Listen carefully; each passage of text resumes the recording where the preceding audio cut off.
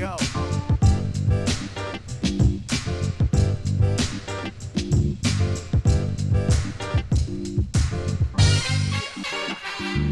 Queasy. Nothing personal word of the day for Tuesday, October 26th. Game 1 of the 2021 World Series is queasy. Queasy is how to best describe the way I felt before Game 1 of the World Series in 2003.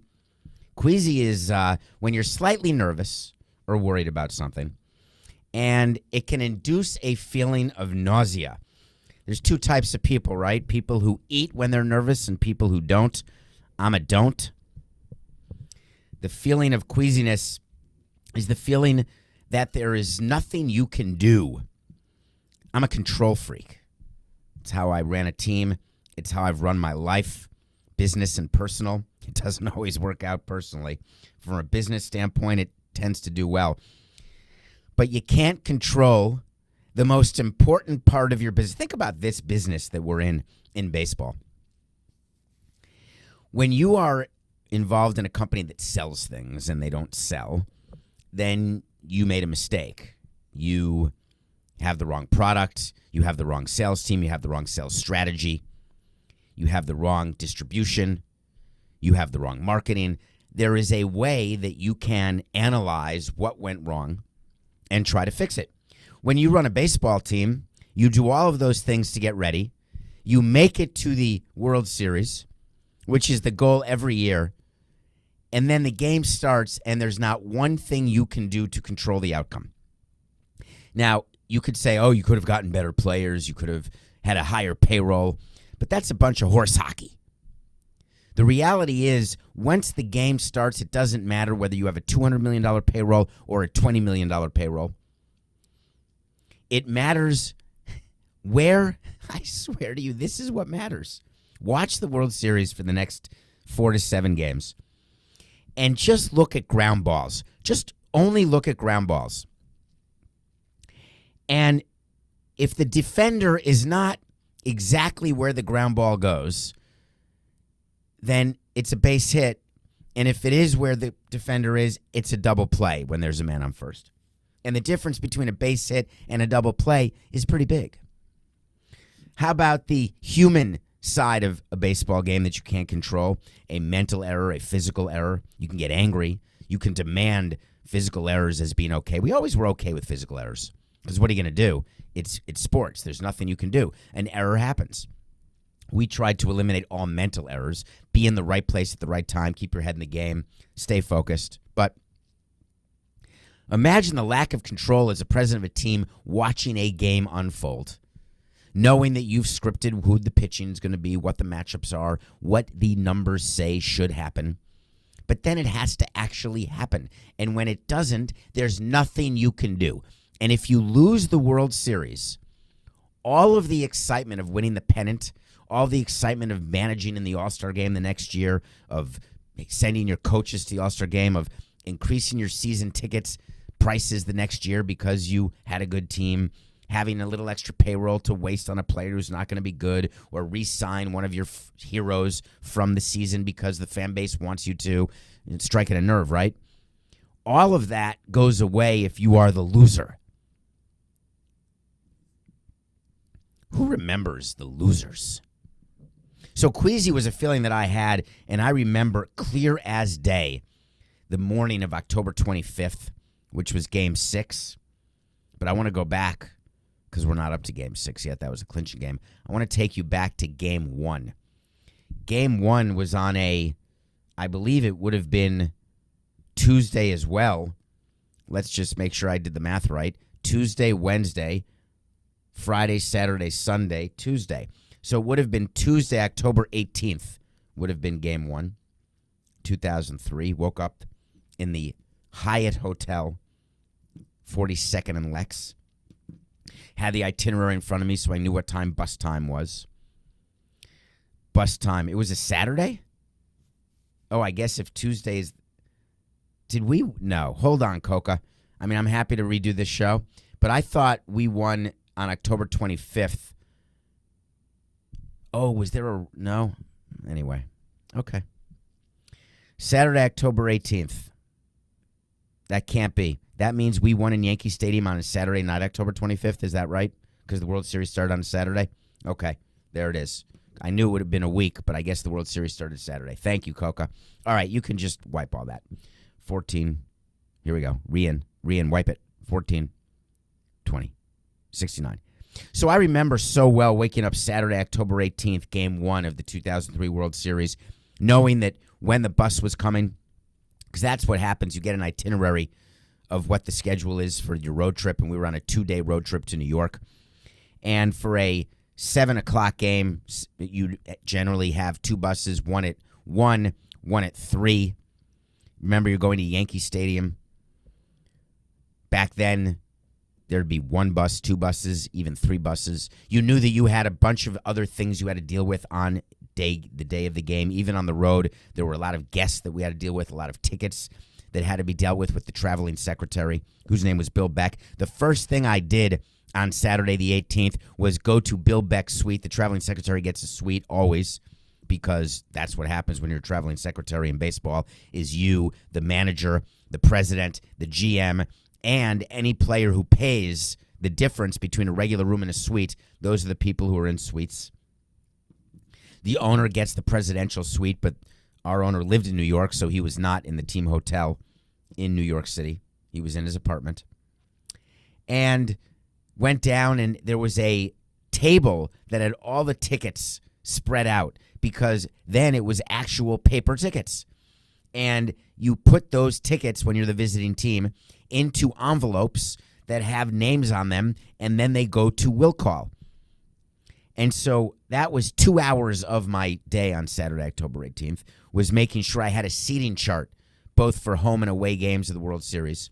And for Game 1, I knew where everyone was going to sit, who were our guests, the players, guests. I remember thinking to myself that we knew what the lineup was. I wanted to get to Jack when he woke up. He was an early riser, went to church every morning. Just wanted to make sure that he was good. Spoke to Larry Beinfest, who was our GM at the time, make sure he was good. He was not the president of baseball ops. We didn't have one yet. He was the GM. Michael Hill was our assistant GM. I was checking in with PJ Laiello, our head of communications. What was I doing? Why was I making all these check-in calls? Because I was trying to figure out how to deal with my queasy feeling. Because when you check on people who you work with or who work for you and with you, you have a sense of control. And I couldn't think about the game because I didn't know what would happen. I knew they had David Wells going for them. I knew what their lineup was. There was nothing I could do. So I'm trying to make sure that everything I can control, I'm controlling. Couldn't eat a thing all day. We get on the bus, and the way the buses are is the president of the team sits right behind the manager in the second row of the bus. The manager sits in the first row on the passenger side of the bus. The traveling secretary sits in the first row behind the driver of the bus. Then the GM sits behind the traveling secretary, and the president sits behind the manager. Then behind the GM is the assistant GM, and behind the president is generally the bench coach. So we get on the bus, and the bus is going up Madison Avenue, and what I thought about on October 18th is this was the way my high school bus used to get to high school. I went to Horace Mann High School, and Horace Mann is in the Bronx, starting in first grade. And the way you get there is by going over the Madison Avenue Bridge, getting onto the Major Deegan Highway, passing Yankee Stadium, and then getting off at the Van Cortlandt Park exit, going around the ramp, and then going up the hill, and you are at Horace Mann. Did it every day for 12 years, 1st to 12th grade.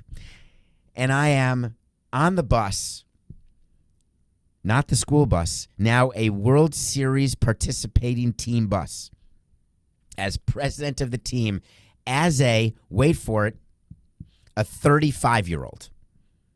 At the time, I thought I was this old and sophisticated person. Now, 18 years later, I realized that I was nothing but a daft prick. And I meant punk. And I was thinking to myself, if people at Horace Mann who made fun of me, who thought that I talked too much, too short, too smart, not smart enough, not good enough at athletics, not good enough at acting, didn't know where he was going to fit in, certainly not having peaked in high school the way many do. I remember thinking while traveling on the bus, God, do I wish that I could somehow have people know that I'm doing this. I became like a little high schooler. There was no social media at the time, so I couldn't post anything. But I can promise you this. There would have been a giant size flex if I could have posted, which is so horrible to say, but nothing personal. I admit it all to you. You know I do. I let you inside what I'm thinking, what I'm feeling, because I wanted all those people to say, oh, my God, are you kidding me? And it doesn't matter how you get a job. It matters how you keep a job. It matters how you do a job. And we were 4 games away from winning a World Series. And if I had my way, I would have played out the entire World Series as a script and controlled the whole thing with my puppeteer strings. And that queasy feeling comes when you can't do any of that. So get to the ballpark. The first thing I did when I got to the ballpark, normally in a regular season game, the first thing I would do is you go right into the clubhouse. You get off the bus. There's security. You never pass through security. They let you through. They let the players through. If you're from the team bus, they don't make you go through a metal detector or anything. And you go through a tunnel. Yankee Stadium, you enter in and you have to go left, and then you walk toward the visiting clubhouse. But the visiting clubhouse door, if you are walking down the hall, is to your left, and then there is a tunnel that you go through to your right to access the dugout and the field. The first thing I did when I got to the park, when I got to Yankee Stadium, because remember, I'm a New Yorker, moved there in 1974. I was young. I was a kid. My parents had just gotten divorced, moving to a new place, and New York became my home. And instead of going into the clubhouse, which is what I would do every other game in every other city, no matter what, even during the playoffs in San Francisco and Chicago, I would access the clubhouse first. I'd put my bag down. I'd get a water, get some gum, get some pumpkin seeds. Game 1 of the 2003 World Series, I made a right turn instead of a left turn, and I walked onto the field through the dugout. I looked at the stencil on the field that said World Series. I looked out at this stadium that I had been to as a child when I was 10 years old, the 1978 World Series, when my mom took me to a game. By 96, I wasn't going to games. I was already an adult, married with a child. But I looked out at Yankee Stadium of my youth, and I thought to myself, is there really a possibility that we are playing the New York Yankees in a World Series? The most famous franchise in all of sports. More famous than the Celtics, more famous than Barcelona, Man U, Liverpool. For me, the New York Yankees are the number 1 franchise in the world in any sport. There's Derek Jeter. There's Joe Torre. Is this really happening? And I thought to myself, and what a weird thing to feel when you're running a team, is that, I feel like a fan right now. So do you know what I did? Because I never wanted to feel like a fan, because fans can't do well at their job. You have to be emotionless. You have to not have that vested interest as a fan. You have to be much more businesslike, much more robotic. I let that feeling wash over me, and it was gone for the rest of the series. After that moment of seeing Yankee Stadium before Game 1, it was all business for me. I turned around. I went back into the clubhouse. I went into the manager's office. I sat down in the manager's office. Jack was in there. Hadn't started BP yet. On the road, you have the last BP, not the first BP. The early BP is done by the home team. Do you know why home teams take the early BP? Because they have nicer clubhouses, and it's easier to spend more time in your home clubhouse. Visiting clubhouses are cramped and damp and gross, and you don't want to spend extra time there if you don't have to. Rather be in the hotel. So, sit with the manager, Jack McKeon. Larry's in there. We're waiting for Jeffrey to come. All the tickets are done. We're ready. And we said, hey, what's the temperature of the team? And Jack said, they're not nervous. And I said, how is that possible? And he said, they don't even know what we're doing here. They don't even realize that it's the World Series in Yankee Stadium. They don't realize anything other than they want to win tonight. And they've been winning a lot of nights since I got here, Jack said, who had started in May. So he said, Sparky, relax, put your feet up. And I was so taken by that, thinking, we're the best team in baseball. We've played the best since May. We just beat the Giants. We just came back from 3-1 against the Cubs. I was just happy to be there, not realizing that winning a World Series would change my life. Getting to the World Series would not. I was just happy to get there. And Jack McKeon said, don't talk to the players about Yankee Stadium. And Jack can be very sort of gruff and direct, because I would have loved to have told stories to Mike Lowell, who had been a Yankee, or to Conine, or to Pierre Castillo, to anybody about the Yankees and the lore of the Yankees. They walk out. We walk out to the field for BP. I go into the dugout. Music is playing, and the Yankees are showing highlights of all of the Yankees championships on the Jumbotron while we're taking BP. There's no fans in the stands. They're doing it just for us. And I'm looking up, and I'm looking at Thurman Munson and Reggie Jackson and Ron Guidry. I'm looking at their core of Jeter, Posada, Pettit from their 3 straight championships in 98 to 2000. I don't think they showed many from the 01 World Series when they lost to the Diamondbacks. And I remember going to the batting cage, because I could go to the batting cage, and Jack would be behind the batting cage. Jack, do you see this? Look at this shit they're doing. Do you see this? I remember saying that to him, and he said, Sparky, our guys don't even know what that is. And to me, it was history they were showing. And what Jack was saying is, our guys are so loose and they're so clueless that what the Yankees are doing to try to intimidate us is not going to work. Wouldn't you know it, we went out and won game 1. We were winning after 3 hitters of game 1. The game ends. We go into the clubhouse, won a game. And that is when I thought, we really are going to win this series, because we had done what we wanted, which was to get 1 in New York. That was our plan. 2 out of 3 when we started the series. You split the first 2 at home. You win 2 out of 3 in your home 3-game series. So you split on the road. So you go home 1-1. You win 2 out of 3. You're up 3-2 going back for game 6 and 7, and you try to get 1 out of the next 2. That's the plan. That's actually how the 03 World Series worked out. That's exactly what Atlanta did. They won 1 of 2 at home, though. They had the home field in the LCS.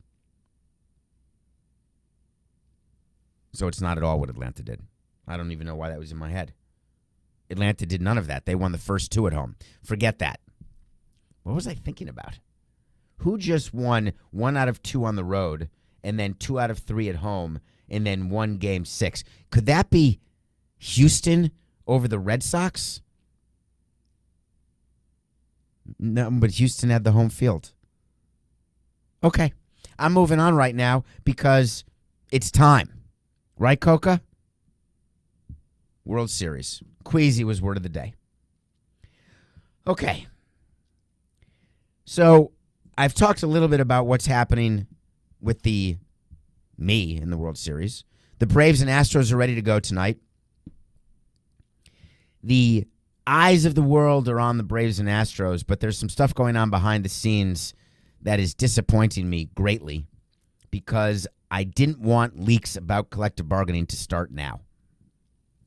We all know the collective bargaining agreement expires December 1st.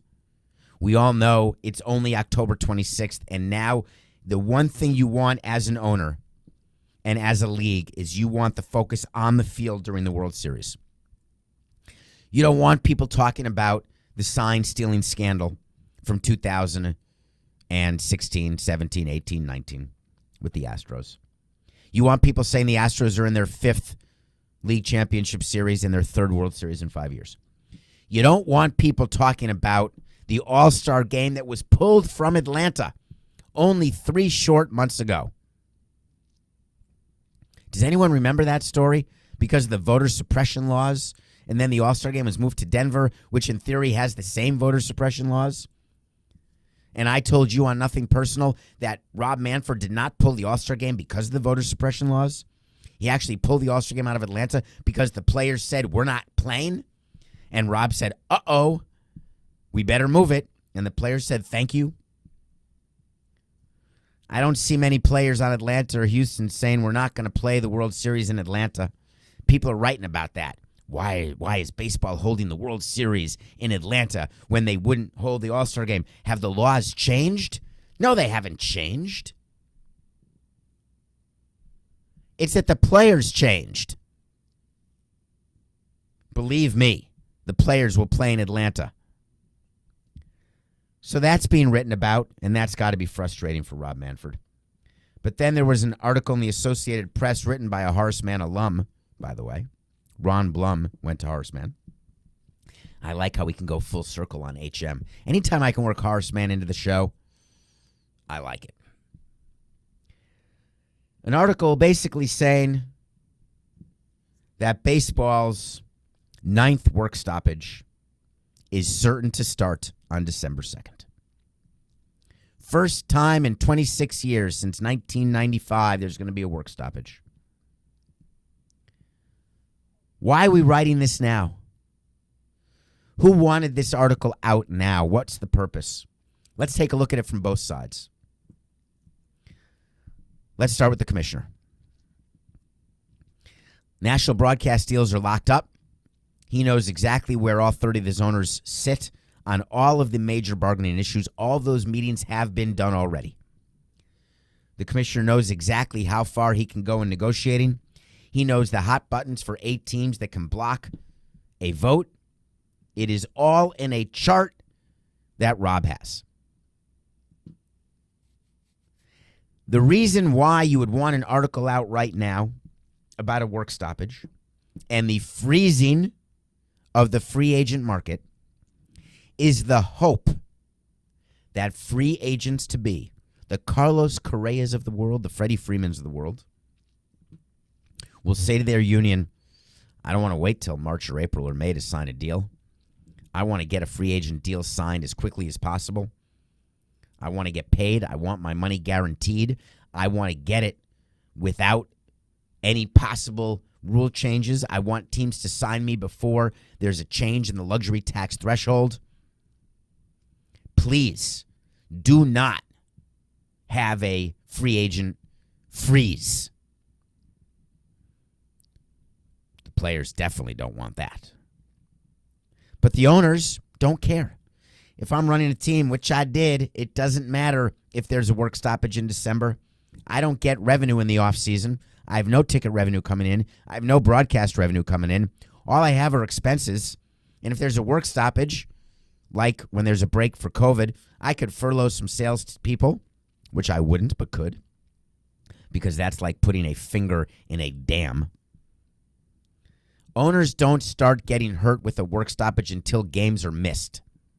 Remember when the owners said to you during COVID, hey, we lose money every time there's a game? That's because there were no fans in the stands. Owners don't lose money ever when a game is being played, assuming they've got the right payroll. But you've got to have fans in the stands. Owners who lose money when their payroll's too high are losing money once they start paying the payroll, which doesn't happen till the regular season starts. Spring training is a loss leader to get ready for the regular season. What if there's over 8 teams who actually lose money operationally? There are. Would they be willing to give up a season? They may. Would the value of their team go down appreciably if there's a lost season? No, because there's still only 30 teams. There is no supply of major league teams, and there is so much demand because there's so many wealthy people who want to be in that club, in the ownership club. So what is the incentive for owners to do a bad collective bargaining deal? I'm waiting for it. Oh, their relationship with you, the fans, they don't care. to do what's right by the players, they don't care. Now, this is not being anti-owner or pro-player or anti-player, because both sides have such different views of the short term. Players have short careers. When you miss a year in a career and you're a free agent, you could never get your big deal. Or if you miss a year of service time without playing and your arbitration is delayed by a year, think about how bad it is for players if a year is missed of baseball without an agreement to give service time for that year. Why do I keep mentioning service time? Because that is the only issue that matters for both sides. Players want it and owners don't want to give it. Service time is how we measure seniority and how players get paid. So every single argument and every single economic issue has at its core service time. So an article to come out now would have been leaked by the owners, because the World Series, the ratings, the attention, owners can say, hey, listen, all the distraction with the work stoppage, no wonder people didn't watch. No wonder the ratings were bad. It's an excuse for continued erosion of ratings. People are angry. Fans are upset. Let me ask you this. Are you upset that there's articles that there's going to be a work stoppage December 2nd right now? Or are you upset that your team didn't do well during the season or just got eliminated in the postseason? Or if you're living in two cities or you're a fan of the Atlanta Super Team, that you are Super Team like when they were on the Superstation, WTBS, and they were the one team that everyone around the country could watch back in the day. That's why there's so many Braves fans. You're not focused on the work stoppage. You're focused on the World Series. But the majority of people would read that article and say, oh, man, bunch of greedy owners, bunch of greedy players. Well, I have a word of advice for all of you. Ignore all of the leaks that are done about the work stoppage and about the negotiations, because there's going to be fast and furious from both sides. Come to Nothing Personal. We'll tell you where they are, why they are, what the proposals are back and forth, where they're actually going to land. And then we'll tell you not to panic, because owners are not panicking about a work stoppage even when they lock out the players on December 2nd. Because owners know that players only start getting serious when they start losing money. And the players don't start losing money until they start getting paid in April. And what the players need to realize is the owners are willing to shorten the season. So don't panic if the season doesn't start on time, if spring training doesn't start on time. There will be baseball next year, but boy, are we going to have a roller coaster of distractions until then. Queasy. I feel queasy. I actually do feel queasy. All right, when we come back, we are going to review a movie that Coca told me to watch, and I'm going to talk about what's going on in the NBA with the Phoenix Suns. Just you wait, because that is something. We will be right back here on Nothing Personal. Welcome back to Nothing Personal. My name is David Samson. Thank you for rating, reviewing, following, telling your friends about the show. Please spread the word. We continue to grow, but this is a critical month for us. I think I said that last month, but this time I mean it. We need numbers. Have numbers, will travel. Relax, everyone.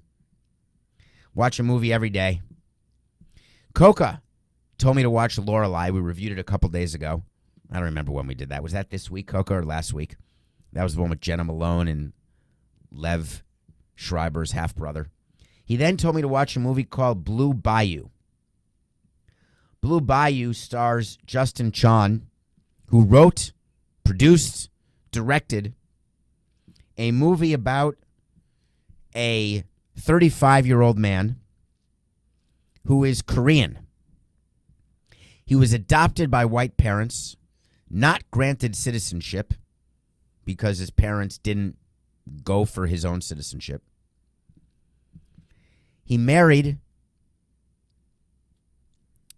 and had a child on the way. His wife is played by Alicia Vikander. People say that it's sort of like Minari, that Academy Award-nominated film from last year. It has nothing to do with Minari. The reason I'd like you to see Blue Bayou, there is a political message, don't get me wrong, about deportation. But that's not what made me cry. Coca told me I'd get emotional at the end of the movie, and I did. The end of the movie is heartbreaking, and I'm not going to spoil it for you. And whatever. Watch Blue Bayou. Please. I'm not about to get emotional on Game 1 of the World Series. Except I'm just going to say that the love that exists between parents and children when it's right and it's not the subject of abuse or the subject of neglect, when you can put on screen what that love can be and should be and often isn't, and it doesn't spark emotion in you, nothing personal pick of the day. Not often do teams cover and lose. Normally you're just supposed to pick a winner, but we had the Seahawks. I thought they could actually win a game, but they covered, so we got the win. We're 138 and 125. We gave you an NBA pick as well. The Trailblazers have Damian Lillard, top 75 player. They lost by 75 points to the Los Angeles Clippers last night, so they didn't cover. 138 and 125. We went 1-1. All right, we're going to do some picks now for the World Series. God, the Trailblazers stink last night. I stayed up so late. Why do I do this, Coca?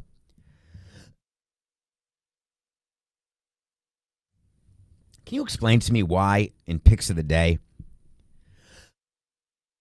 I choose late night games, West Coast games, when you know I'm going to watch them? And it was the night off without a World Series game. And now I've got 5 World Series games in 6 nights. Doing pre and post, by the way. Turn in the CBS Sports HQ if you want to see my shining face and you're not on the YouTube channel. But please be on the YouTube channel. Now, have you figured out while I've been in Stanford how I'm doing my outfits? Have you, Coca, figured it out? Get to me at David P. Samson on Twitter if you have figured out yet what I do when I'm doing pre and post game on HQ and then recording nothing personal the following morning, which is what I've been doing since I've been here a week. There is a method and a system. Let's see. Do you have it, Coca? Probably not, because I don't think he's on the YouTube channel. Although he is looking at me as we record this the entire time. Nothing Personal with David Samson is the YouTube channel. All right, we've got the World Series. Game 1 is Charlie Morton. What a brilliant move by the Atlanta Braves starting Charlie Morton. Charlie Morton, what's the name of the guy with the, was it Robert Horry who went to the NBA Finals every year with a different team? And there was a baseball player who went to the World Series every year with a different team. You know those players you just get on your team and somehow they just win? This is Charlie Morton's 3rd World Series in a row. He played for the Astros in 19. He played for the Rays in 20.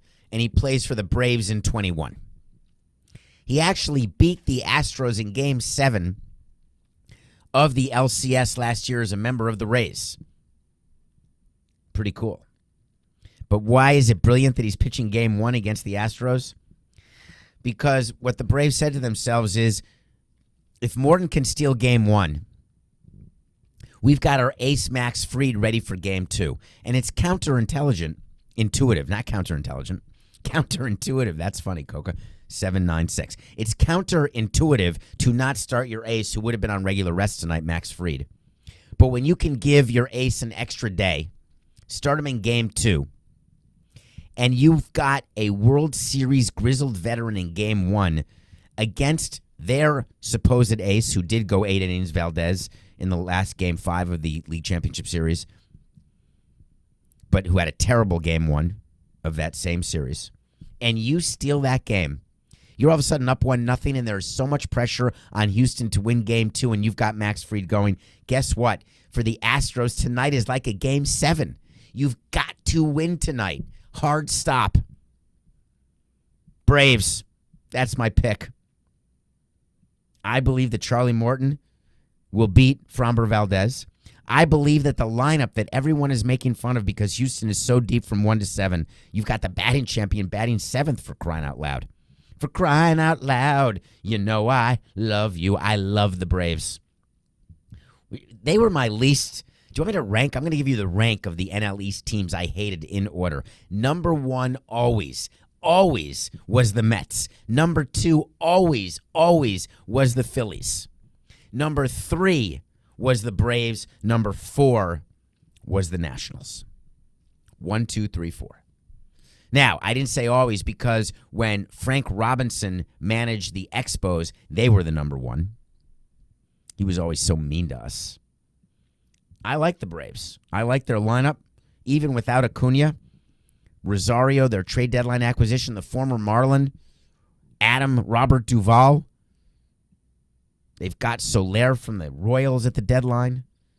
Rosario from the Indians. Jock Peterson from the Cubs. My God, their GM, Alex Anthopoulos, did a great job.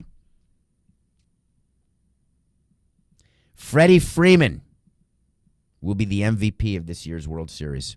You can get him at like plus 1,100. Freddie Freeman entering free agency. Freddie Freeman's the guy you want at the plate when you need a big hit. Freddie Freeman is such a good defender at first base that it just feels so good when he's scooping up balls. When you are an infielder and you know if you get the ball in the general direction of first baseman that it's going to be caught and you're going to get an out and not get an error, you tend to make better plays. Think about the Red Sox series when Kyle Schwarber played first base, and when you throw it in his general direction, you hold your breath and pray to God that he'll find a way to catch the ball and step on first. And I don't blame him. He hadn't played first base before.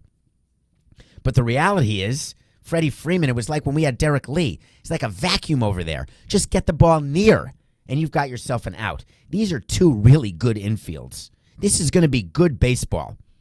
I think this goes 7 games. I think the Braves win game 1 and game 7 in Houston. Braves in 7, Braves in game 1, Freddie Freeman MVP. I'm going to make those the wait to sees, actually, okay? Braves in 7, wait to see. Freeman MVP, wait to see. Let's book that, Coca. Put that on the list. And we'll revisit that, of course. But nothing personal pick of the day. Braves in game 1. Get ready. Tune in to CBS Sports HQ for the pregame, postgame, because you will see my smiling face. Different blazer. All right. What happens when you get a phone call and you're an owner that says, we've got a story that we're releasing, and it's you. Coca, well, my story, I did it on Nothing Personal before, I'm going to do it again. When I was called by the Miami New Times and told they had a story about me, I went through exactly what I went through, who I called, what meetings I had, which lawyers, PR people were at the ready. And that was years ago. Now in this era of immediate cancel culture where owners could be forced to sell a team, get fined, touching the third rail of misogyny and racism and homophobia, Robert Sarver, the owner of the Phoenix Suns, got word that there was a story going to be released that would have been the end, or could be the end of him. A story that was going to outline how racist he was, how he practiced discriminatory practices. Do you practice practices? Practice? Practice? It's practice. I don't need practice. I wonder why my voice goes. I was trying to imitate Allen Iverson. He didn't like practicing. I don't think you practice discriminatory practices. I think you, what is the word, Coca? Come on, are you there? Where are you? In any case, you're not there. I wish you were in my ear. Hello? Oh, there's a rainstorm. By the way, there's a nor'easter here in the Northeast. There is a chance that this is not being recorded, that we lost Wi-Fi and service. That's how bad. It's very windy. Or there's a chance Coca's just looking out the window looking at butterflies. Whatever the case is, Robert Sarver got word that there was going to be this article, and he had to deal with it. He got his PR people together and released a statement that was a very well-crafted, intelligent statement done by professionals. He clearly does not hire the people who Jim Crane hires in Houston, or that Jerry Jones or some of the other, Daniel Snyder, some of the other owners. He clearly hires good PR people. And he started with something that is important. I'm wholly shocked by some of the allegations purported by ESPN about me personally or about the Suns. I can't begin to know how to respond to some of the vague suggestions made by mostly anonymous voices. But I can certainly tell you that some of the claims I find completely repugnant to my nature and to the character of the Suns' workplace. And I can tell you they never, ever happened. It's a strong statement, Robert. When you make a statement like that, what's the one rule that you've learned on Nothing Personal?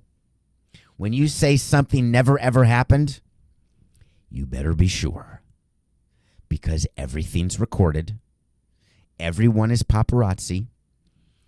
And every email, text, or TikTok you've ever sent is out there to be seen and captured.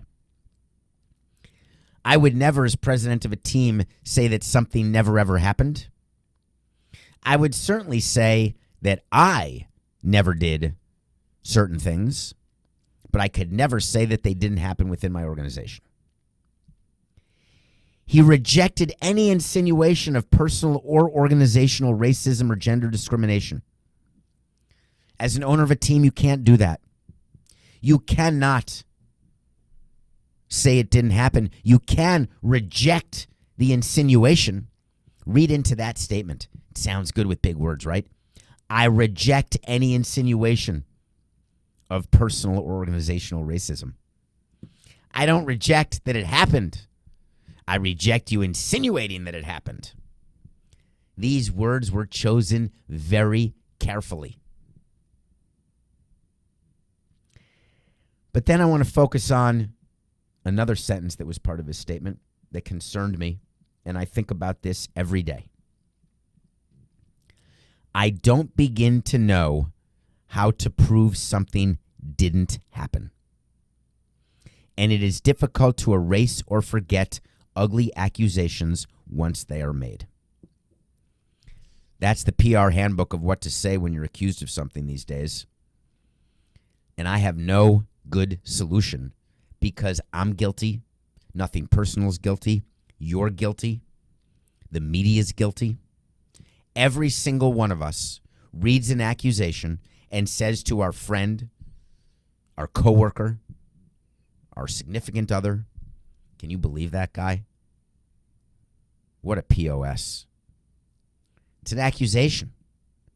I'm guilty of it with Deshaun Watson. Not guilty of it with Marcelo Zuna, as an example. Personal relationships come into play. Guilty of it with Trevor Bauer. He did it. Look at the pictures. Look at the police report. Look at what other people are saying. How can I, in good conscience, tell you that people are innocent until proven guilty when I am one of the people who actually uses his platform to promote and to discuss accusations and talk about them as though they happened? I don't know what Robert Sarver did. I don't know if we'll ever know exactly what Trevor Bauer or anybody does, or Deshaun Watson. I know that the legal process will play out. I know that there are systems in place that are used specifically to try to get to the truth of what happens when two people are in a room. You look for a system of discrimination. You look for the smoking gun, emails or memos that show that an owner is racist or that they have unfair hiring practices. You look for anything to try to give you confirmation bias or proof that what you have been accused of or what people are saying you did, that you did. Robert Sarver is going to spend the rest of his career as owner trying to get people to forget about what hasn't even been written yet. Just think about that for 1 minute.